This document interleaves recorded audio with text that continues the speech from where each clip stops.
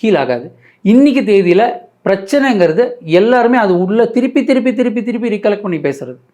And by nature majority of the விமனுக்கு எப்படின்னாக்க அவங்களுக்கு நேச்சுரலாகவே அந்த ரீகலெக்டிங் எபிலிட்டி வந்து ரொம்ப ரொம்ப ஜாஸ்தி.